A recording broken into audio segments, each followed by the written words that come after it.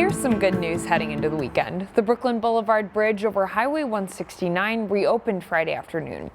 City engineers confirmed the bridge reopened with a modified lane configuration, meaning 2 eastbound lanes and 1 westbound lane are open.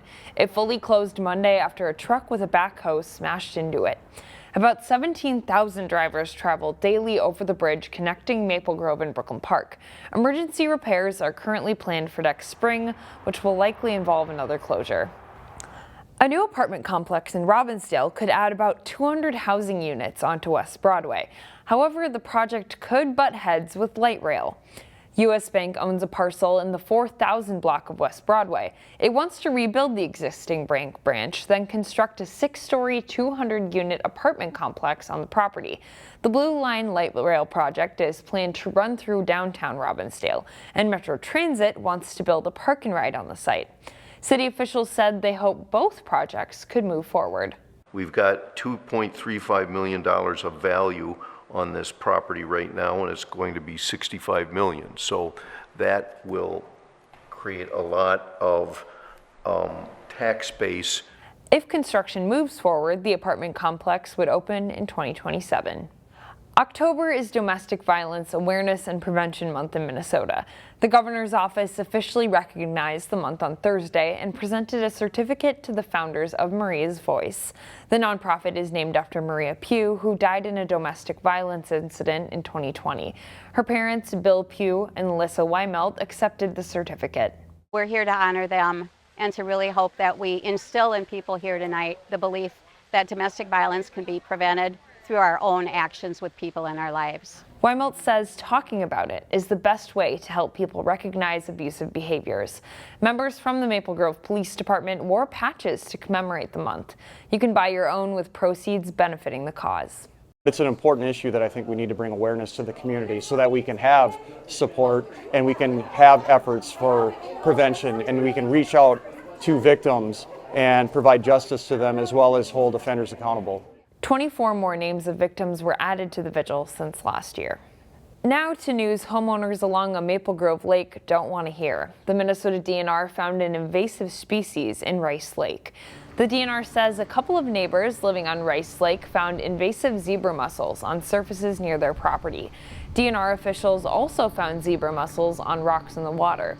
Zebra mussels can disrupt a lake's ecosystem and are very costly to remove. The DNR urges boat or dock owners to check for zebra mussels and, if found, thoroughly clean the equipment before returning it to the water. If you spot zebra mussels in your lake, contact the DNR. Maple Grove certainly looks different than it did years ago. Commercial businesses, shopping districts, and residential areas all turn the city's landscape into a more urban area than it once was. But as Sarah Allen reports, in the heart of the city, you'll find an organic farm that's holding on to the way life used to be.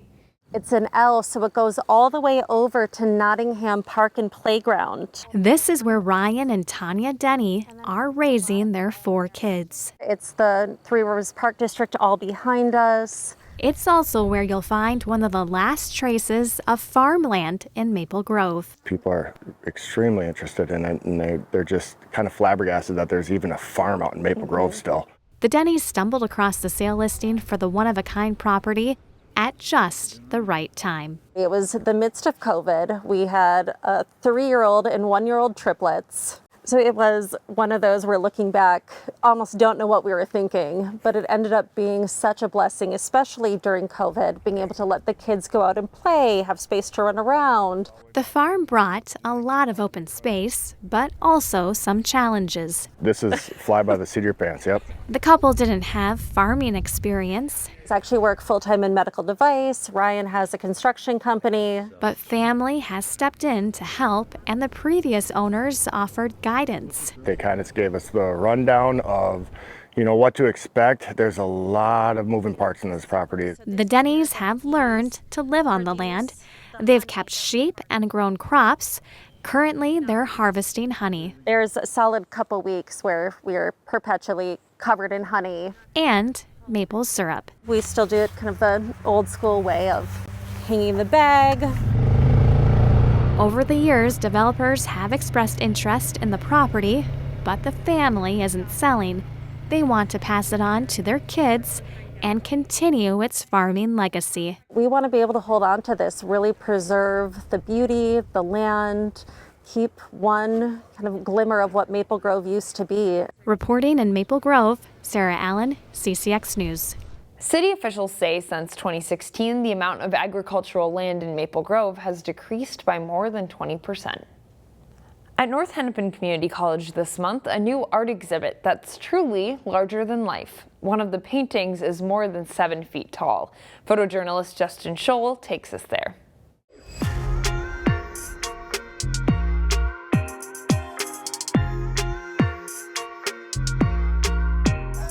I think the thing that is the most exciting is the personal story that you're able to see evolve as you walk through the gallery. This one just gives me chills when I think about it. And I wonder about the person lying there, and then the two people who are standing and looking over and crying and weeping.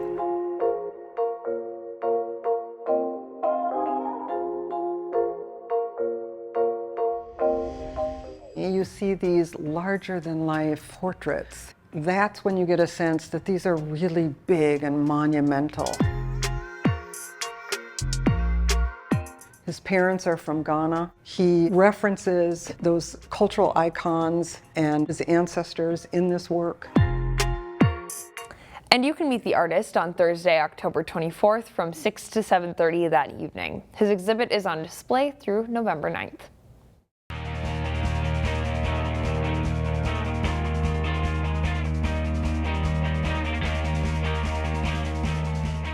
The Maple Grove football team is ranked second in the state in Class 6A and has rolled past most of their opponents so far. The Crimson are looking to go 7-0 on the season Thursday. Senior night at Maple Grove football as the Crimson take on St. Michael Albertville.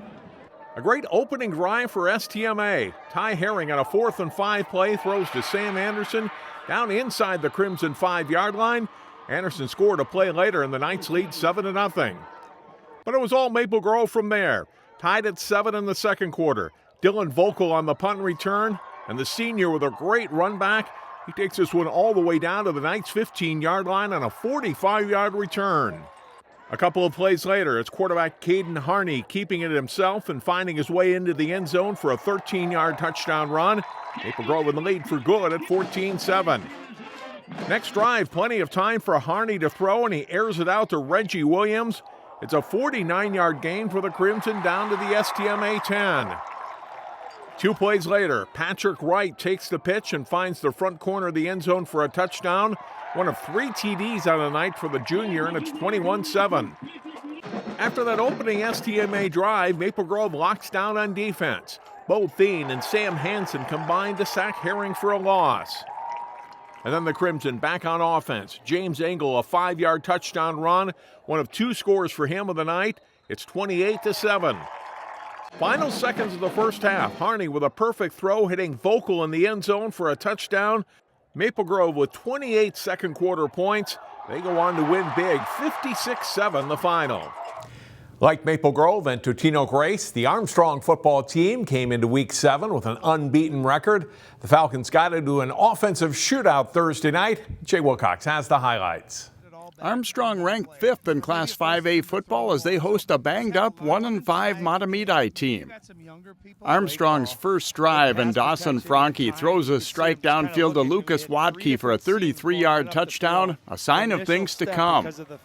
Early in the second quarter, great feat for Falcons standout running back Kevon Johnson. He scores one of his 5 TDs, and Armstrong goes up 21-0. Mahtomedi takes advantage of an Armstrong penalty, and Connor Finn throws deep to Joey Pipes. The Zephyrs battle back to within 28-13 at the half. Third quarter, and Johnson makes one cut and finds a seam to score again on a huge night for the Falcons offense. After the teams trade touchdowns, it's Franke getting it done with his legs. A 44-yard jaunt as Armstrong puts up 62 points on the way to a 62-34 win to go to 7-0. They meet Andover next week. Jay Wilcox, CCX Sports. Section cross-country meets are coming up in less than 2 weeks. Runners in the Lake Conference got a tune-up for that with some good competition Thursday at the conference championship meet. Chaz Moots has more. An unseasonably hot October day in the 80s at Gale Woods Farm. Hopkins and Wayzata, the two local teams competing at the Lake Conference Championships. Finishing first overall was Wayzata's Maddie Gullickson, cruising to a time of 18 minutes 10 seconds. Shortly after Gullickson crossed the finish line, her teammate Lila Golem finishes in second place, clocking with a time of 18 minutes 24 seconds. Hopkins' Sydney Drevlo made it 3 for 3 for top area runners. She takes third with an 18:40 mark. Wayzata wins the Lake Conference title by a 41-point margin. Yeah, I think that our team is feeling pretty good right now. We're doing a lot of really hard training and a lot of work going up to it, a lot of race strategy and mental execution going into a race. So I think that our team is very confident and very much in a good situation going into the state meet, and we're all excited. The top local runner on the boys' side was Wayzata's Alex Haig. The Trojan senior has a good kick on the home stretch and takes fourth with a time of 15 minutes, 54 seconds. Placing seventh overall was Hopkins' Carter Herring. He was the Royals' top runner and clocked a 16-minute 6-second time. The Trojans took third overall. Hopkins finished in fifth. Minnetonka takes home the team title on the boys' side. In Minneapolis, Chaz Moots, CCX Sports.